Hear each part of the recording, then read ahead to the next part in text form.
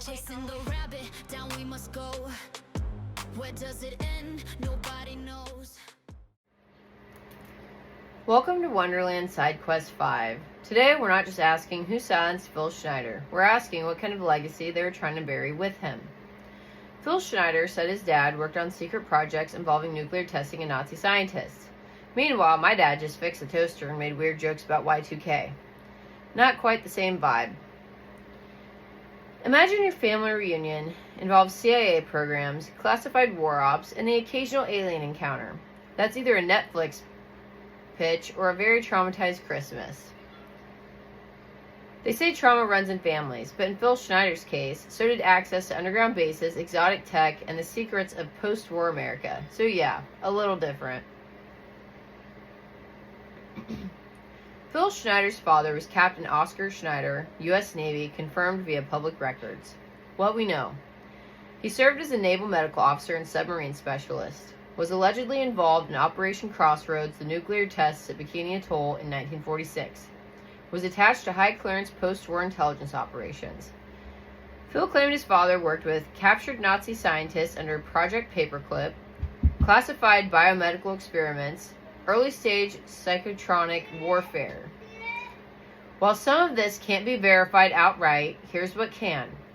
Oscar Schneider appears in archived naval documentation tied to advanced weapons testing. Operation Crossroads was populated with naval intelligence, psychological operations specialists, and atomic tech scientists. Project Paperclip did recruit former Nazi doctors and weapons developers, many of whom worked in mind control and biowarfare research. So the question isn't, was Oscar involved? The question is, how far did it go? Officially, Operation Crossroads was about testing the effects of nuclear weapons on naval fleets. But researchers and declassified documents suggest that there was more under the surface. Psychological studies on the effects of mass trauma, radiation impact on living subjects, goats, pigs, and possibly humans, intelligence analysis on battlefield shock, later feeding into MKULTRA research, high-level occult symbolism in test names like Abel and Baker, Aleph and Bet, alphabet, mind programming reference. It was also the first major post-war military ceremony bringing together the Navy, Army, intelligence agencies, and dozens of paperclip scientists recently integrated into U.S. research. The point? Crossroads wasn't just a test. It was a ritual of dominance over nature, nations, and mind. And Oscar Schneider was there.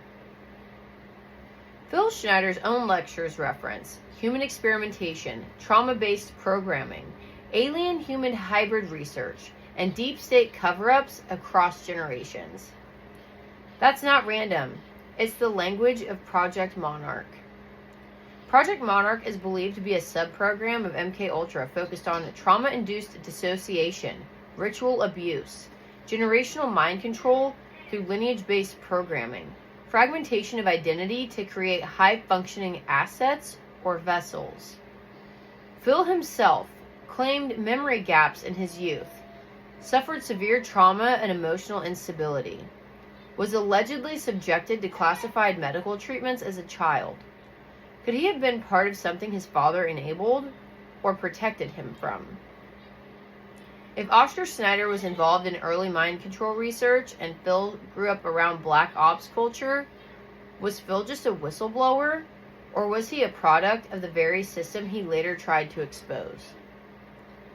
This wouldn't be the first time. William Colby, CIA director, had a son, Carl Colby, who later made a film subtly undermining conspiracy claims after his father's mysterious death. MKUltra survivors often report being from military or intelligence families. Generational trauma is a known tool in shaping hyper-compliant or hypersensitive assets. Phil's father could have been a protector, a handler, a true believer, or a man trapped in the system, just like his son. Either way, the thread doesn't start with Phil. It starts decades earlier. Phil Schneider's story doesn't just matter because of what he said. It matters because of where he came from. You don't end up building tunnels for classified bases by accident. You don't end up talking about alien tech, trauma programming, and energy weapons without knowing something. And you don't end up dead under suspicious circumstances unless someone somewhere needed you gone. But once you follow the bloodline and trace the legacy of shadow operations, you realize that Phil wasn't just silenced.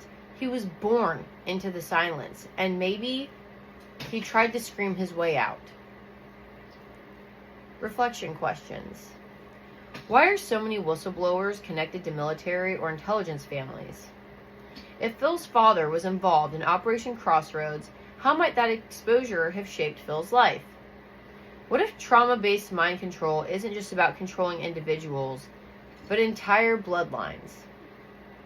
Today's affirmation. I honor the voices that broke through generations of silence. This has been Wonderland Side Quest 5. The past doesn't die underground. It just waits to be unearthed.